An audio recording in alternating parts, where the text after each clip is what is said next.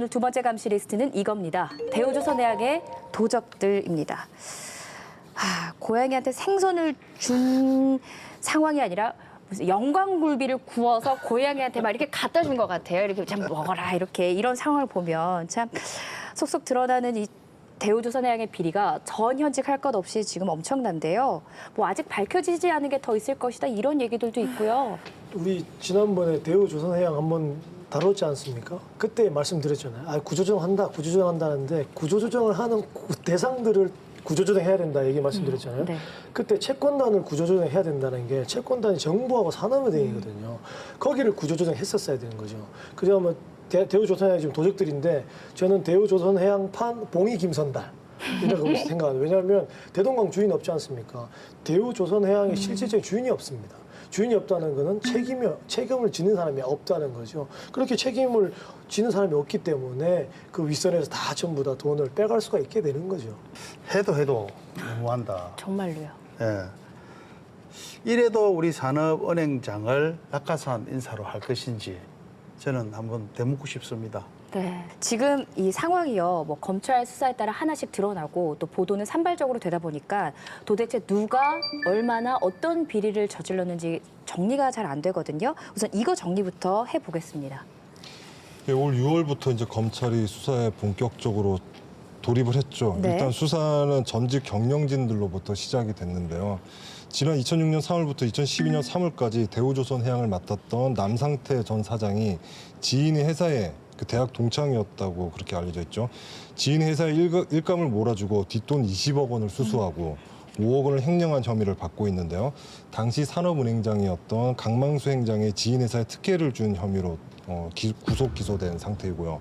그리고 남 전 사장의 뒤를 이어서 2012년부터 2015년 5월까지 사장을 맡았던 고재호 전 사장은 5조 7천억 원 규모의 분식회계를 지시한 혐의를 받고 있는데요.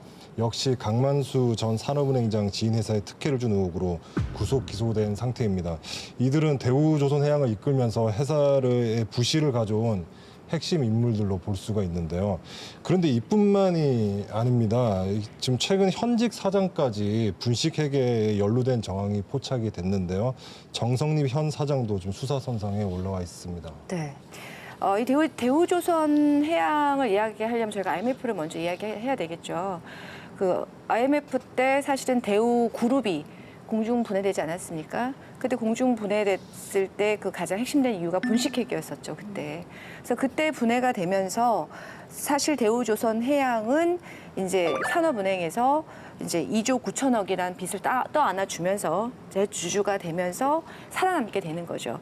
그런데 우리 아까 말씀하신 그 남상태 전 사장, 2006년도부터 2012년 무려 6년 동안 사장으로 재임하셨던 이 남상태 사장님이 바로 IMF 당시에 대우조선 사장하셨던 분입니다. 그러니까 저는 정말 아까 우리 천연기 의원님 말씀하셨지만 도대체 이 나라가 부패공화국이 아닌가. 그리고 어떻게 과거에 그렇게 도덕적 해이를 보인 사람을 다시 저희가 이렇게 산업은행이 주주로 있는 대우조선해양의 사장으로 어떻게 임용이 될 수 있을지 저는 네. 이해가 되지 않더라고요. 그러니까 우리가 생각하는 상식과 저기 어디 윗선에서 생각하는 상식이 너무나 다르다. 이런 생각이 다시 한번 들더라고요. 놀랍네요. 예. 그런데 이 남상태 요 분은 분식회계보다는 이분은 로비 의혹에 지금 굉장히 많이 지금 그 연루가 되어 있으시죠. 그래서 지금 검찰 수사 중인데요. 근데 거기 더해서 뭐 예를 들면은 지인에게 일감을 몰아준다든지 친척들을 특혜 준다든지 이런 거 같이 연루가 되어 계신 분이시죠. 그래서 이분은 정말 어떻게 보면 죄질이 안 좋다. 저는 이렇게 생각이 들고요. 그 다음 이제 오신 분이 그 고재호 사장님. 2012년 3월부터 2015년 3월까지 3년간 재임하시면서 무려 5조 7천억 규모의 분식회계를 만드셨고 거기 더해서 성과급 잔치를 하셨죠. 성과급 규모가 무려 5천억 원입니다. 언론에도 많이 이미 나갔지만 13,000명의 임직원이 평균 3,800만 원씩 받아가신 거죠. 예. 그래도 국민 세금이잖아요. 맞죠. 다 저희 나라 돈이죠. 근데 더 궁금한 건 제가 이렇게 성과급을 주면서도 경영진은 알았을 거 아니에요? 지금 우리가 적자고 위기다라는 걸 알면서도 성과급을 준 건가요? 이제 굉장히 조심스러운데요. 네. 아직 정확하게 경영진이 그것을 알고 했는지 모르고 했는지는 모르죠. 근데 만약에 그 이사진이 있지 않습니까? 이사진 그룹에서 만약에 모르고 했다면 정말 이사진이 무능한 거고요. 그러니까. 그렇죠. 알고 했다면 도덕적 해이를 넘어서 이건 도덕적 파탄이죠. 이거는 이렇게 볼 수가 있고요. 그 한 번만 더 말씀을 드리면 지금 현재 있는 그 정성립 사장님 이분은 지금 현재 아직 소환되지는 않으셨지만 지금 김 부사장은 이미 소환이 되셨죠. 이분은 사실은 작년에 우리가 5조 7천억 분식회계 혐의 때문에 구속되지 않았습니까? 이후에 등장하신 분이에요. 그럼에도 불구하고 1,200억대 분식회계를 또 계획을 하셨죠. 저 혐의로 또 재판을 받고 계시는 거죠. 현 경영진이 그 이제 체제 바뀌면서 과거의 단조를 선언을 했거든요. 그런데 계속 이렇게 지금 이어지고 있다. 그러니까 도저히 예. 일반인 상식으로는 납득이 되지 네. 않는 이런 정도의 규모입니다. 이게. 뭐 지금 설명해 주시면서 저 들은 용어가 뭐 분식회계, 배임, 횡령 이런 것들이 있었는데 아마 조금은 어려우실 수도 있을 것 같아요. 분식이 이제 꾸민다. 이런 설명을 해주셨는데 한마디로 얘기하면 그러니까 꾸며서 회사의 재정 상태를 좋게 만들었다. 이렇게 저희가 이해를 하면 되는 걸까요? 예, 제가 이제 조그마한 건설회사를 한번 운영했기 때문에 이 부분을 조금 이야기를 하겠습니다. 분식회계라는 것은 쉽게 말해서 이중장부라는 뜻입니다. 이중장부. 네. 즉 기업 경영이 어려워서 적자가 나니까 자금을 유치하기 힘드니까 네. 이 자산이나 이익을 부풀리는 겁니다. 그래서 장부를 이중으로 기재하는 이거를 분식회계라고 하는 거죠. 그런데 다시 말해서 실제로 100억 정도가 손해가 났다. 이렇게 하면 200억 정도의 거짓 매출 채권을 끊습니다. 네. 그래서 100억의 이익이 난 것처럼 이렇게 장부를 꾸미는 거죠.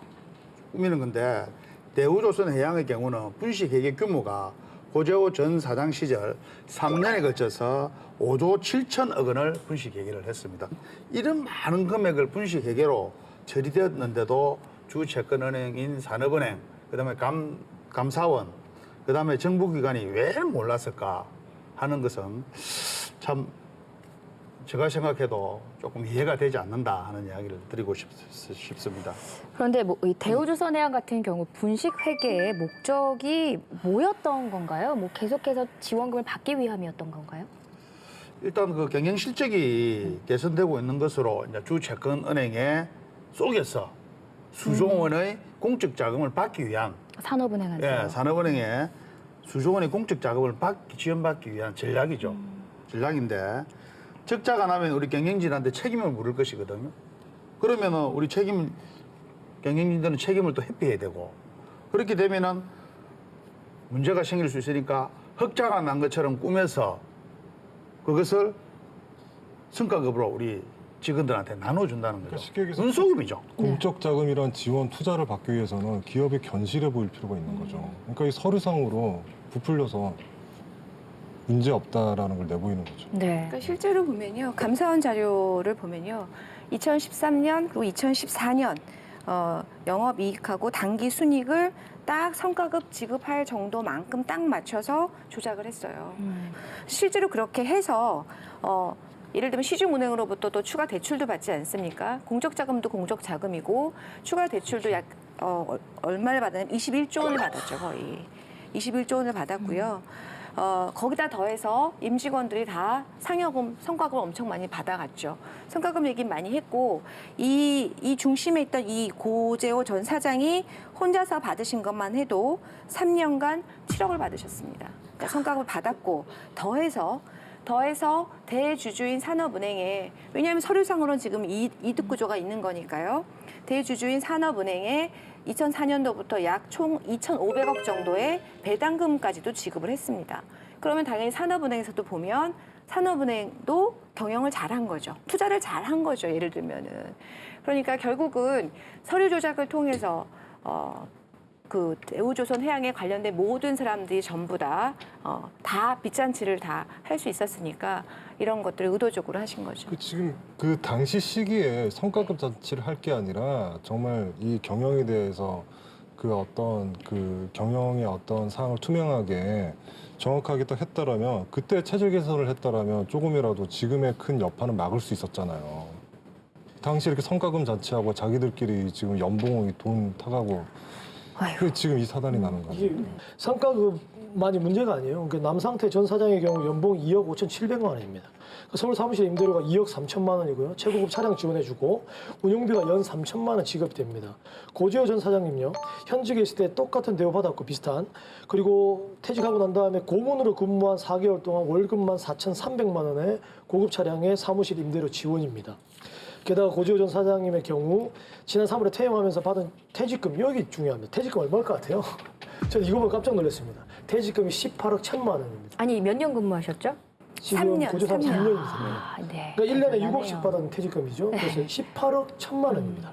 그러니까 이 수존의 적자로 존폐 위기에 있는 자회사를 다니면서 나가실 때는 18억을 가지고 나가신 거죠. 엄청난 액수인 거죠.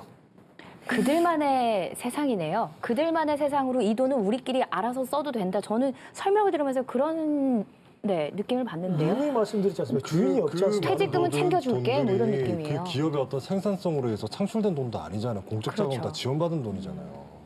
2015년 작년이죠. 국회 국정감사 자료에 나온 건데요. 2008년 이후에 대우조선해양의 사회이사는 총 18명이었습니다. 그중에 10명이 전직 국회의원이거나 또는 한나라당 대통령 선거 관계자였습니다. 예. 네. 그 중에는 우리가 미국에서 성희롱 사건을 일으켜서 굉장히 그 국가 위신을 추락시킨 그 윤창중 전 청와대 대변인까지 포함이 되어 있었죠. 예. 그래서 참 이런 것들이 사실은 대우조선해양이 오늘에 이르기까지 한 주범이 아닌가 생각이 듭니다. 예. 뭐 글쎄요. 정부와 뜻과 마음이 잘 맞다면 뭐 낙하산 인사를 할 수 있겠지만 그럼 전문가라도 앉혀주시던가라는 생각이 드네요. 이런 분들이 어떻게 대우조선해양에 이사를 할 수 있었는지 아마 지금 알게 되신 분들도 참 경악하고 계실 것 같습니다. 그렇기 때문에 회사가 이렇게 힘들어지고 또 그 고통 고스란히 근로자들이 받고 있는 상황입니다. 5조 7천억 원의 분식 회계. 저는요, 우선 이게, 5조 7천억 원? 5조? 이렇게 생각하시겠지만, 조 단위가 되면, 아니, 조 단위도 아니죠. 억이 조금 넘어가면 약간 비현실적인 금액으로 느껴지거든요. 그래서 가만히 생각해서 5조가 어느 정도 큰 돈일까 생각해보면, 자, 1억이 1,000개, 1,000억이 10개, 1조, 그게 5개? 야, 이 돈으로 뭐 어떻게 살아야 될까? 이런 생각이 드는데요. 감이 잘 안 와요, 이 5조라는 금액이. 저도 감이 잘 안 옵니다. 5조는 진짜 조 단위 넘으면 저도 감이 잘 안 오고. 1,000억 감이 오세요? 안 와요. 네, 1,000억 이거 못 씁니다. 이거 벌지도 못하고요. 이거 못 쓸 거예요, 사실.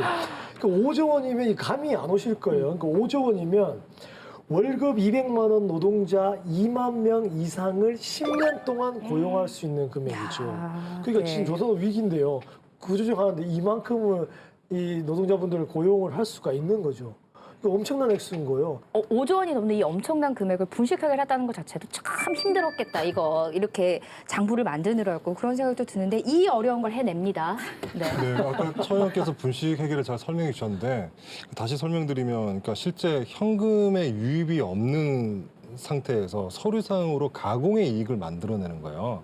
그러니까 적자에도 성과급 잔치를 한 것인데요. 이를 묵인해 준 산업은행의 관리 감독도 상당히 부실했다고 볼 수 있는 것이죠. 네.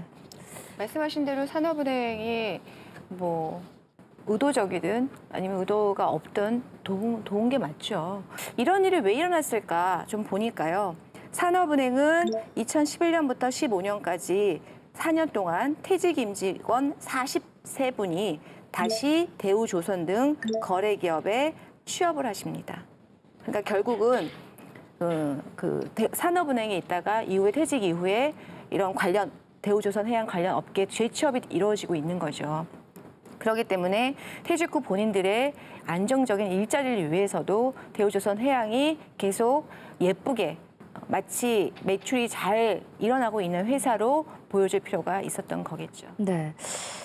지금까지는 계속 임원들의 비리에 대해서 저희가 짚어봤는데요. 일개 직원 비리도 얼마 전 여러분 들으셨을 겁니다. 보도가 됐는데 참 놀라웠습니다. 임원들만큼이나 스케일이 남다릅니다.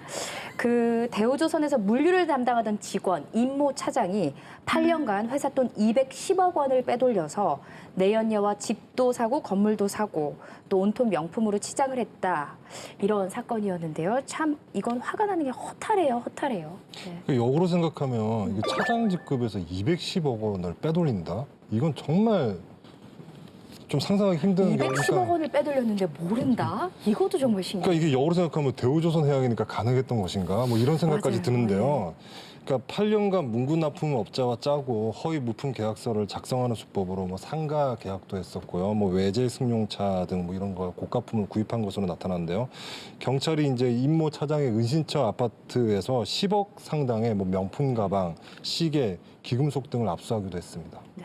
뭐 외부 이 기업에 대한 외부 견제뿐만 아니라 내부 감시도 전혀 없는 상황인 거네요. 이 정도면. 그렇죠. 내부 네. 감시 얘기하니까 그러니까 산업은행에서도 전혀 시스템을 작동시키지 않은 것처럼 실제로 대우조선해양은 2012년도에 내부 감사실을 사장 직권으로 폐지합니다. 그래서 네. 예, 감사활동 독립. 이 남상태 사장님은 정말 나신 분이세요. 나신 분. 예, 감사활동의 독립성을 훼손하셨죠. 그래서 이제 산업은행에서 바로 그해 2012년에 이 상근감사위원 제도 도입을 요구했습니다. 요구했음에도 불구하고 대우조선해양은 불수용했죠. 이것을 불수용했음에도 불구하고 실제 산업은행의 내부 자료에 보면 산업은행의 요구사항을 대우조선해양이 이행한 걸로 보고가 되어 있습니다. 그러니까 이거 처음부터 끝까지 다 온통 비상식적인 일로 가득한 부패 기업이 부패 공화국이죠 거의. 그런데 지금 저희가 이런 비리에 대해서 우려가 이미 제기가 됐었고 최근 들어서 대우조선해양이 산업은행이 이렇게 불거진 문제가 아닙니다. 또 분식회계도 감사원 감사를 통해서 어느 정도는 드러났었거든요. 근데 왜 수사가 이제 시작이 된 걸까요? 이 우리 역대 전두환, 노무현, 뭐 김대중, 이명박 대통령 시절부터 이 사회이사, 고문 등은 전부 고위층 낙하산 인사들이었습니다. 네. 이때 전례적으로 내려오던 그런 상황이었어요. 그러다 보니까 이 대우조선의 경영진, 그다음에 산업은행장 등이 전부 정관계 인사들입니다. 이러다 보니까 특히 부도로 망해가는 회사에 우리 국민헬스에 4조 원을 지원하게 된 것도 중요한 역할을 한 사람들, 즉 전현직 고위급들이 대거 포함되어 있었기 때문이죠. 그렇기 때문에 저는 수사가 늦어진 거 아닌가 하는 생각을 해봅니다. 네. 이 사실은 대우조선해양에 관련된 이 지금 기소된 이 사장들 보면 전부 다 대부분이 지금 MB 정권 시절에 주로 활동했던 분 아니지 않습니까? 그러다 보니까 전 대통령 측근이라고 볼 수가 있는 거죠. 그래서 이 측근 관련 이렇게 조사를 하면서 사정 당국을 싹 만들면 또 정치적으로 보면 레임덕을 좀 연장할 수 있고요. 또 거기 더해서 레임덕에 발생할 수 있는 어떤 현 정권의 그 비리라고 해야 될까요? 이런 것을 좀 막을 수 있는 이런 여러 가지 효과들, 그러니까 정치적 효과를 같이 겸하고 있는 그런 입장이기 때문에 지금 수사 발표가 이루어지고 있는 게 아닌가 싶습니다. 네. 저희가 오늘 논의의 초점을 대우조선해양 비리에 맞추다 보니까 이 얘기를 지금 집중적으로 전해드리고 있는데요. 사실 현 정부가 지원한 4조 원대 그 지원금에 대해서도 논란이 일고 있습니다. 도대체 이게 어떤 근거로 결정된 금액인지 또 누가 정한 건지 이런 논란이 되면서 서별관 회의라는 게 지금 또 논란의 핵심으로 떠올랐습니다. 설명을 좀 들어볼까요? 이 서별관 회의는 우리 청와대 본관 서쪽에 별관에서 열린다는 이유로 서별관. 서별관. 네, 서별관 이런 칭호가 사용된 것 같습니다. 여기에 우리 경제부총리, 금융감독원장, 한국은행장 등이 참석하는 비공개 경제해난회의라고 보면 될 것 같고요. 2013년도 올해 초까지 산업은행장을 역임하신 우리 홍기택 즉 은행장의 발언을 한번 보겠습니다. 부도로 망해가는 회사에 4조 2천억 원의 유동성 지원은 청와대, 기획재정부, 금융당국의 결정에 따랐으며 국책은행인 산업은행은 찍소리도 못하고 덜러리와 옥두각시였다. 이렇게 말을 했습니다. 그러니까 결국은 대우조선해양의 문제가 불거지면서 산업은행이 책임을 물어야 된다라는 여론이 높게 일자 이제 이분이 예를 들면 이제 자기 책임을 좀 피해야 될 이유가 있으니까 이제 폭로를 하신 거죠. 그래서 말씀하신 대로 서쪽 별관에서 한 회의를 폭로한 건데요. 홍익표 국회의원이 국회 대정부 질문에서 공개했죠. 그 청와대 서별관 회의의 바로 쟁점 사항은 뭐냐면 이 대우조선해양의 분식회계를 인지한 상황에서 그럼에도 불구하고 4조 2천억 원의 그 추가 공적 자금을 지원할 것인가. 그러니까 알고 지원 여부를 결정했다라는 거죠. 그리고 거기에 관계된 사람들이 주로 청와대와 기재부와 그리고 우리가 소위 얘기하는 금감원, 금융위원회 등을 포함한 금융당국이라는 거죠. 어쨌든 현재 검찰 수사는 계속해서 진행 중인데요. 이 수사의 칼끝이 지금 앞서 말씀해 주셨지만 이명박 정부의 실세로 알려진 강만수 전 산업은행장에게로 향하고 있다. 이런 얘기가 나돌고 있습니다. 이분이 2012년에 그 산업은행장 재임하시면서 대우조선해양 컨설팅하는 과정에서 당시 남상태 사장의 비위를 확인하셨죠. 확인하셨는데 이분이 이걸 어떻게 활용하셨냐면 첫 번째, 자신의 측근 7명을 고문으로 취업해줘라라고 압력을 행사하셨고요. 두 번째는 친척이 운영하는 건설업체에 투자해줘라. 50억 투자해줘라. 그리고 세 번째는 가장 많이 알려진 얘기일 것 같은데요. 대우조선해양하고는 전혀 상관없는 잘 아시는 분의 바이오 에탄올 회사 그 지분 투자를 54억 원 요구하셨죠. 그래서 이분은 참 뭐라고 더 이상 드릴 말씀이 없습니다, 진짜. 네.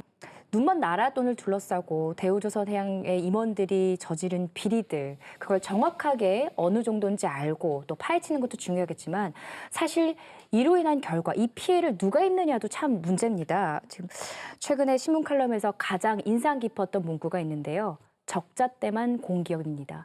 흑자 때는 방만 경영을 하고 성과급 잔치를 하다가 적자만 되면 우리 공공이 다 같이 피해를 보자. 다 같이 힘을 합쳐서 도와주자. 이런 얘기가 참 인상 깊었는데요. 이번 사태도 마찬가지입니다. 지금 또 벌써 공공에게 피해를 돌리고 있습니다. 네, 대우조선의 근로자들에게 이 고통이 또 고스란히 전해지는 거 아니겠습니까? 네. 지역 경제도 말할 필요도 없고요. 또 대우조선 근로자들뿐만 아니라 그 수많은 하청업체 근로자들, 최근에 그 협력업체 직원이 목을 매서 숨진 사건도 있었죠. 근로자들한테 고통이 고스란히 전가되고 있는 상황인데 이들이 이 전현직 경영진들이 성과급 잔치로 그 비리를 저지를 때 적기를 지금 다 놓쳤잖아요.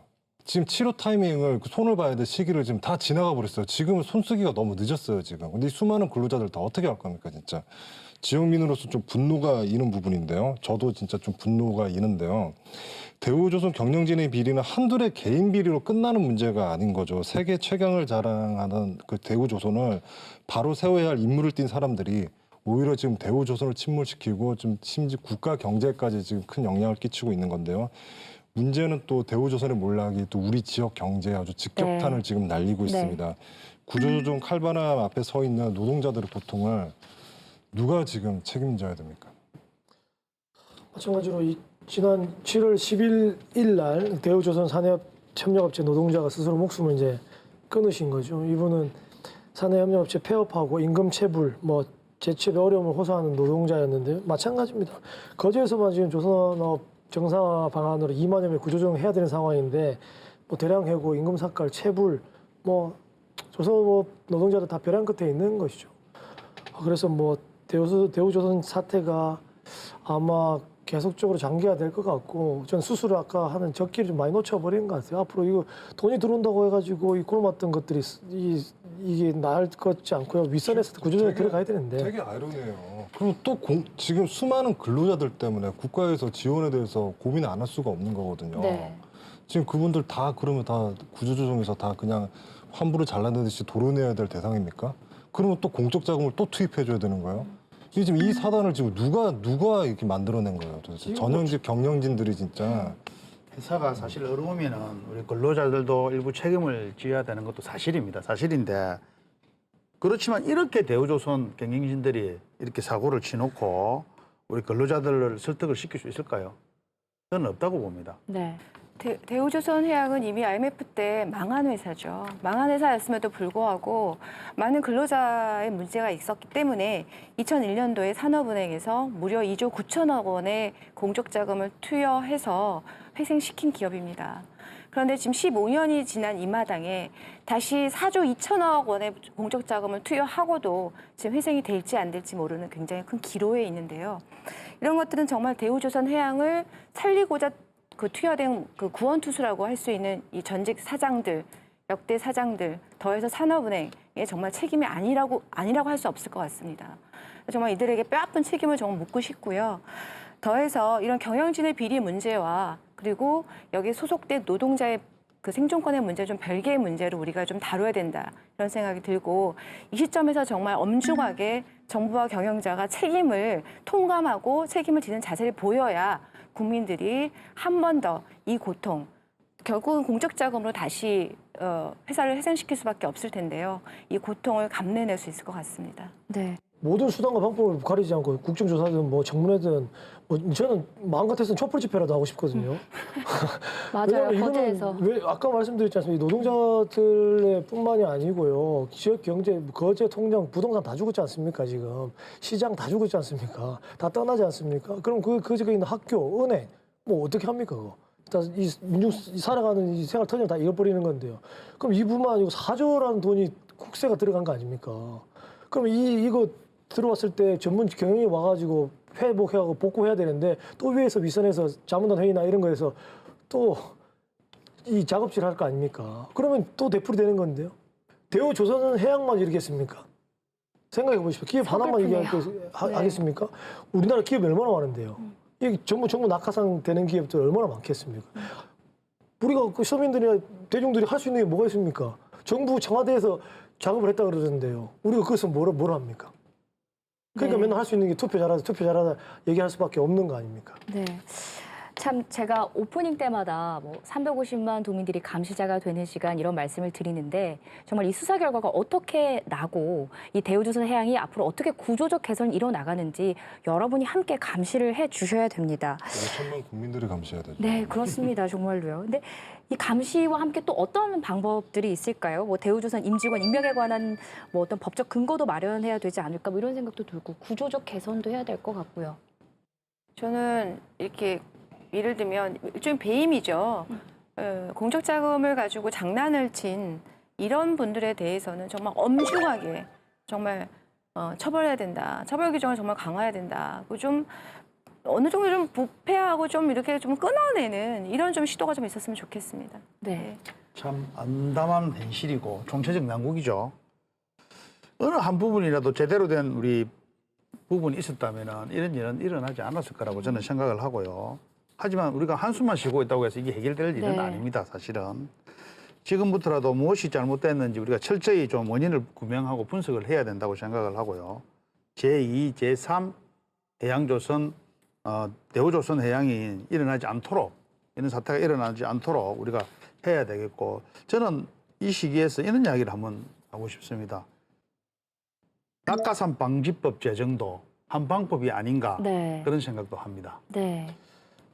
저는 뭐 마지막으로 더불어민주당, 국민의당, 정의당, 야3당 무조건 협조해가지고요. 뭐 청문회도 모든 동원 다 수단해야 되는 거고요. 저는 진짜 얘기해 주시면 이제 집권당의 새누리당 이번에 나서야 됩니다. 이거 나서가지고 전면적으로 개혁하시든지 이번에 새 집행부 나왔기 때문에 또 정부하고 또 청와대하고 다 연결되는 또 라인 아닙니까? 정부 이 새누리당이 힘을 써줘가지고 이 부분에서 정말 해결할 의지를 표명하셔야 될 것 같습니다. 정치 권력과 결탁한 인사들이 낙하산을 타고 내려와서 눈먼 나라 돈으로 자기 배만 불리고 떠나간 대우조선해양호. 참으로 기가 막히고 억장이 무너지는 이 상황에서도 어떻게든 회사를 다시 살려보겠다고 오늘도 비짓땀을 흘리고 있는 많은 사람들이 아직 그 배에 남아 있습니다. 이들을 위해서라도 대우조선의 나라든 도적들에 대한 철저한 조사와 또 응당한 처벌 반드시 이루어져야 할 겁니다. 감시자들이 대우조선해양이 바로 서는 날까지 끝까지 감시하도록 하겠습니다. 패널 분들과는 여기서 인사 나누겠습니다. 오늘도 고맙습니다. 감사합니다. 고맙습니다. 광복은 말 그대로 빛을 다시 찾는 일이라는 뜻입니다.